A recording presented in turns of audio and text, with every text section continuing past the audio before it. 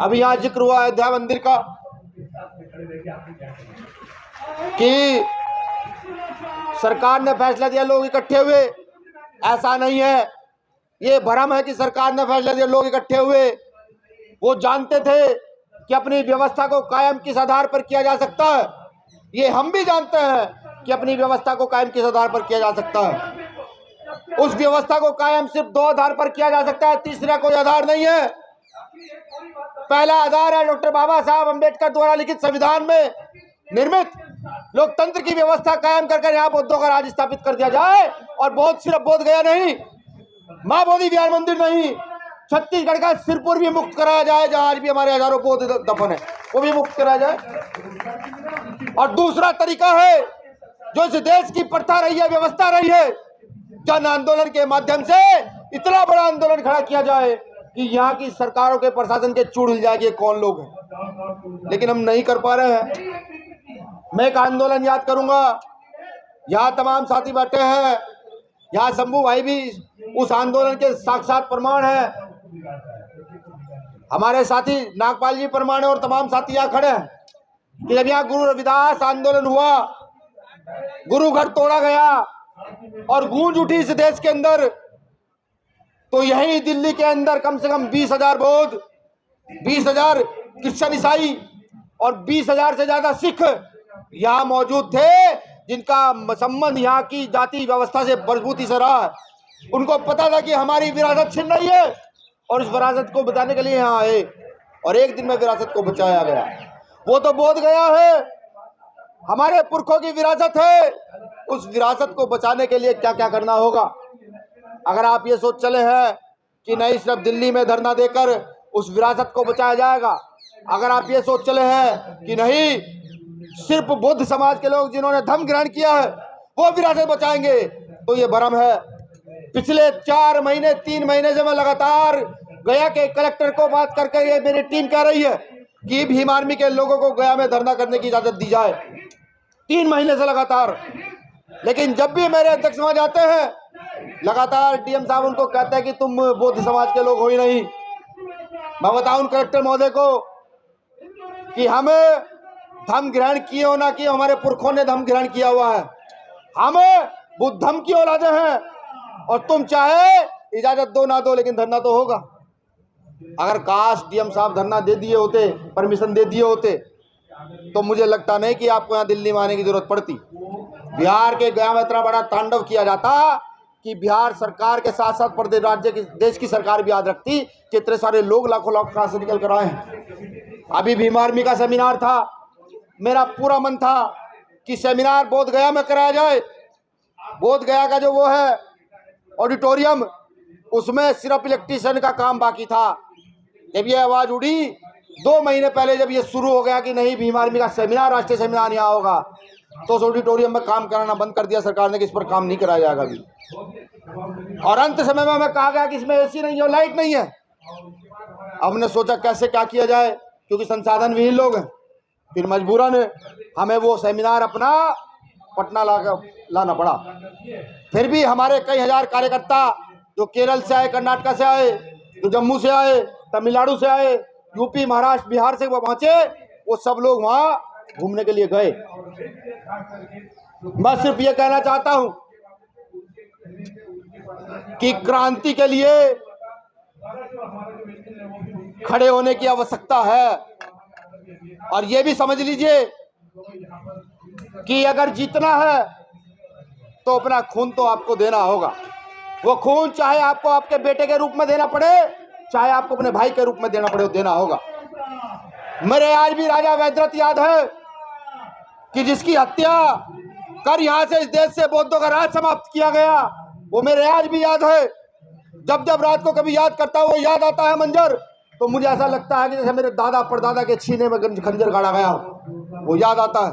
और क्योंकि भीम आर्मी के लोग हैं, पूरा देश ये कहता है कि अग्रेसिव है साहब, अग्रेसिव से पहले पढ़े लिखे लोग हैं, सिस्टम समझते हैं, जानते हैं, फिर जाकर किसी लड़ाई में अपनी टांग को डालते हैं। जब यह आंदोलन शुरू हुआ तो चंद्रशेखर आजाद जी ने सबसे पहले जाकर के पार्लियामेंट में इस आवाज को बुलंद करने का काम किया कि वहां पर ऐसा अत्याचार हमारे लोगों के साथ हो रहा है। मैं जब वहां गया बोध गया में, तो एक मेरी बहन ने मुझे कहा, बहन ही मैं कहूँगा, हालांकि वो चीवर धारण किए हुए थी, कि भाई यहाँ बहुत गलत गलत काम होते हैं, ऐसे ऐसे काम होते हैं जिनकी हवा भी बाहर नहीं जाती, जिनका जानकारी भी बाहर नहीं जाती है।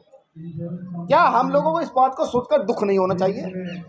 क्या हमारे अंदर तड़प पैदा नहीं होनी चाहिए? क्या हमें अपनी विरासत को छीनने के लिए मजबूती के साथ खड़ा नहीं होना चाहिए? और अगर ऐसा हम नहीं कर सकते तो मुझे लगता है कि हम सिर्फ बुद्ध का नाम लेने से बुद्धवादी हो नहीं जाते। सीधी बात है, जो काम शांति से होगा उसको शांति से निपटाएगी भीम आर्मी, जो काम क्रांति से होगा उसको क्रांति से निपटाएगी भीम आर्मी, किसी हाल पर भी पीछे हटने का काम नहीं करेगी। मैं ये जानता हूं मेरे इन शब्दों से बहुत सारे लोगों का आघात पहुंच रहा होगा, बिल्कुल पहुंच रहा होगा, क्योंकि मैं जब जगह जगह जाकर घूमा, मैंने देखा कि जो बातें मैं 5वीं क्लास की किताबों में, 4थी क्लास की किताबों में पढ़ा करता था, वो तो बौद्ध राजाओं ने यहाँ कलाकृतियों के रूप में स्थापित की हुई है। जब मैं सिरपुर गया तो मैंने देखा, जब मैं औरंगाबाद गया तो मैं देखा, जब मैं वैशाली गया तो मैंने देखा कि वो सब अंकित है, लिखा हुआ। फिर हम अपनी विरासत को लड़ने के लिए पीछे क्यों हैं? मैं साफ कहता हूँ, ये आंदोलन एक दिन में नहीं जीता जा सकता, लेकिन हाँ, आज इस दिन हमने मन बना लिया कि हम अपने घर का एक कतरा खून का इस आंदोलन को देंगे, अपने घर का एक बेटा या बेटी इस आंदोलन के नाम करेंगे, तो इनकी हैसियत नहीं, जो वहाँ पंडे पुजारी बैठे हैं, एक दिन में उखाड़ कर फेंकने का दम हम उनको रखते हैं, बिल्कुल लगता है। इंतजार करना, इंतजार कीजिए, या तो इस देश में बौद्धों की सत्ता स्थापित कीजिए, वही सम्राट अशोक वाली, या फिर इस देश में बौद्धों के नाम से जन आंदोलन खड़ा कर दीजिए, तब जाकर के माँ बोधि माँ विहार को मुक्त कराया जा सकता है, वरना दूसरा कोई तरीका नहीं है। अभी वहाँ हमारी महाराष्ट्र की बहनों को पीटा गया, किस लिए? जय भीम नमो बुद्धाय कहने पे कोई एफआईआर दर्ज नहीं, किसी को कोई फर्क नहीं पड़ा। क्यों?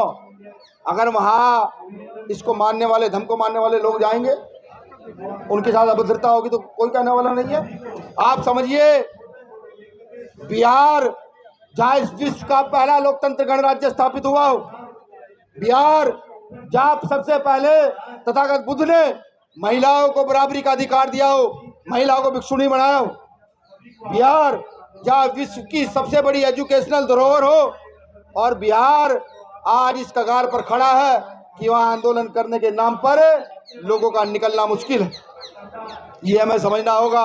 अगर ये आंदोलन वाकई जीतना है तो घर से घर जोड़ो, गांव से गांव जोड़ो, जाकर बताओ कि बुद्ध क्या है, जाकर बताओ अंबेडकर क्या है, जब ये आंदोलन होगा।